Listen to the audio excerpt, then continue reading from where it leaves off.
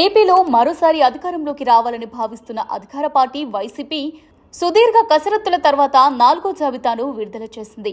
ఇప్పటికే 3 విడతలుగా జాబితాలు విడుదల చేసిన వైసీపీ అధిష్టానం తాజాగా 9 మంది ఎమ్మెల్యేలు, 1 ఎంపీతో ఇన్ఛార్జీల జాబితాను రిలీజ్ చేసింది.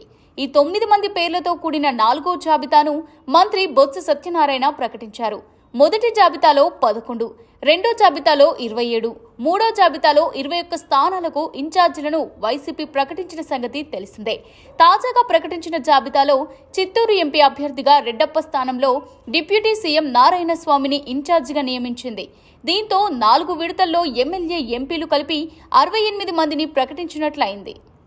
వైసీపీ ప్రకటించిన 4వ జాబితాలో హోంమంత్రి తానేటి వనితను కొవ్వూరు ఎస్సీ స్థానం నుంచి గోపాలపురం ఎస్సీ స్థానానికి బదిలీ చేశారు.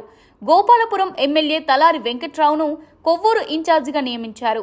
Deputy CM Gangadhara Nellore SC MLA K Narayana స్వామిని ఎంపీ బరిలో నిలిపారు. చిత్తూరు లోక్సభ ఇన్ఛార్జిగా నియమించారు. చిత్తూరు ఎంపీ రెడ్డప్పను గంగాధర నెల్లూరు ఎస్సీ ఇన్ఛార్జిగా ఎంపిక చేశారు. తిరువూరు ఎస్సీ ఎమ్మెల్యే రక్షణ నిధిని వైసీపీ పక్కన పెట్టేసింది.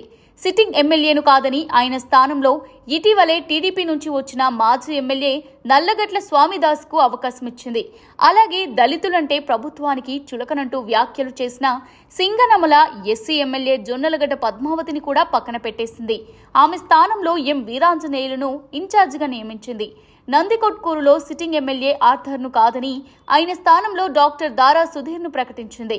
ఇటు తిప్పేస్వామికి మడకసిర ఎస్సీ ఎమ్మెల్యే టికెట్ ఇవ్వాలని ఆయన అనుచరులు వెలగపూడి సచివాలయం వద్ద ఆందోళనలు చేపట్టడంపై ఆగ్రహంతో ఉన్న వైసీపీ తిప్పస్వామి పైన వేటు వేసింది.